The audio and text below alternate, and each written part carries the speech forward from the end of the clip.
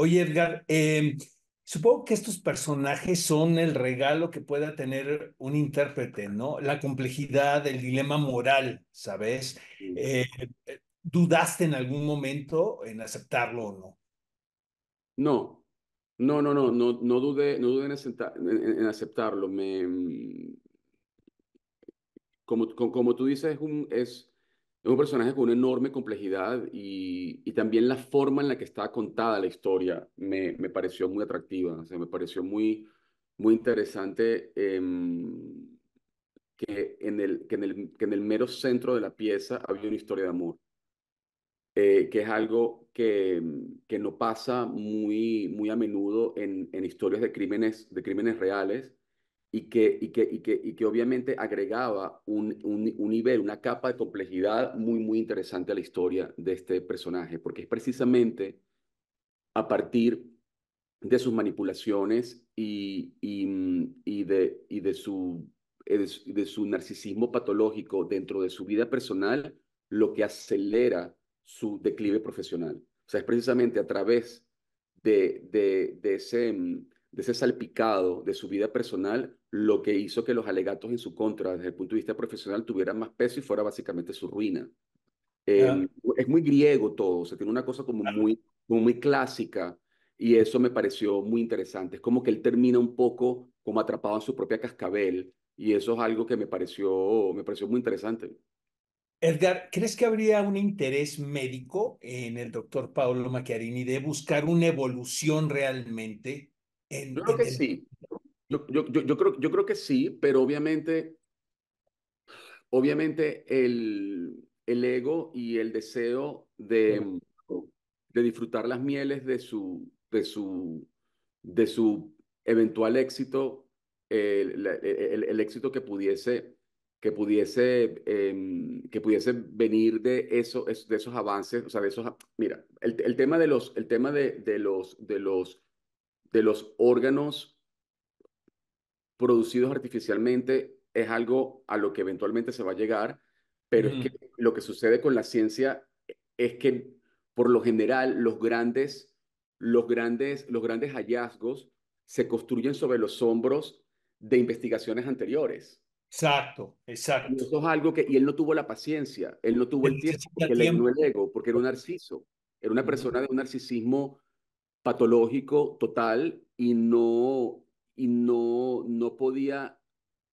podía soportar que el éxito de su hallazgo sucediese años después a través Es de las investigaciones basadas en sus propias investigaciones, ¿no? Es correcto. Oye, tienes experiencia ya en hacer biopics, ¿no? Me encantó Carlos, por ejemplo, lo que hiciste con ese personaje y lo que hiciste también con el doctor, pero ¿en qué momento un intérprete deja los hechos para poder hacer una creación personal? Porque obviamente esto es una recreación, no estamos Claro, hablando de un documental, sí. ¿no? Y siempre me he cuestionado eso, me ha llamado muchísimo la atención en qué momento un actor de tu nivel dice, hasta aquí ya de información, ahora empieza mi propuesta actoral. Bueno, es curioso, es o sea, curioso tu pregunta en el sentido de que es algo que para mí fue muy claro esta vez. O sea, yo soy periodista, eso fue lo que yo hice antes de convertirme en actor. De modo que para mí la investigación y la búsqueda del personaje casi como una especie de detective, como un sabueso, es muy importante, porque además me emociona, me parece interesante, y sobre todo cuando son personajes basados en la vida real que te ofrecen esas posibilidades. Sin embargo, había el material disponible sobre este médico, el material disponible sobre el personaje real, que de nuevo iba a ser un tema de inspiración. Como tú dices, esto es una recreación y en ningún momento, esto es una pintura, no una fotocopia. Y eso es algo que tienes que tener siempre muy claro cuando interpretas un personaje basado en personajes reales, porque se trata de una aproximación a lo que pudo haber sido este personaje y hacer algo creativo, algo que esté vivo, algo que sea tridimensional a partir o sea, del personaje real. En este caso, mucho del material, sobre todo audiovisual disponible sobre este personaje para el momento en que nosotros hicimos el show, tenía que ver con su declive. O sea, no había, obviamente había muy poco material disponible, o al menos disponible para mí, de su, De éxito. de su camino hacia el éxito. Entonces ya mucho de lo que yo vi sobre este personaje ya era un hombre amargado, un hombre acorralado, un hombre atribulado donde ya estaba como que perdiendo, porque obviamente estaba perdiendo el poder, o sea, su castillo de naipes se estaba derrumbando y no me pareció interesante meterme por allí porque la historia que yo iba a contar era distinta. Y creo que un hombre amargado, un hombre consumido por su ego, no hubiese logrado manipular y engañar y seducir a tantas personas como lo hizo Pablo Macchiarini, tanto en su vida profesional como en su vida personal. Entonces ahí fue, como tú dices en tu pregunta, donde yo dije, Mm, hasta aquí porque no me gusta él, o sea, me está generando como una especie de rechazo y yo no puedo juzgar a mis personajes.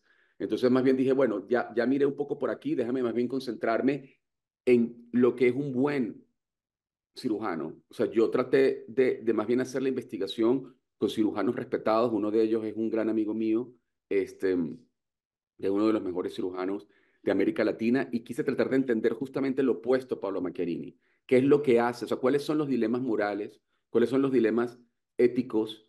Las grandes decisiones a las que se enfrenta un cirujano y además cómo la relación que tienen con los pacientes, la relación el resguardo de la confianza y de la fe y de las esperanzas de los pacientes con los que tratan, que es lo que me pareció lo más oscuro de Pablo Macchiarini, que él sabía los nombres de sus pacientes, sabía los nombres de los familiares de sus pacientes. Cuando una persona se enferma, no solo se enferma esa persona, se enferma toda su familia.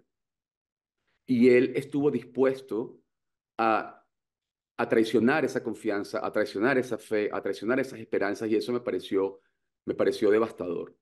Me mm, pareció devastador. Porque, por ejemplo, cuando tú mencionas Carlos, el Chacal, ¿no?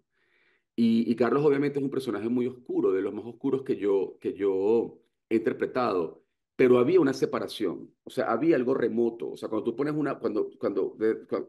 si intelectualizas el acto terrorista, Carlos ponía una bomba, pero no le veía la cara a la gente, que él no sabía los nombres de la gente, las personas eran como números, las personas podían de alguna manera casi que convertirse en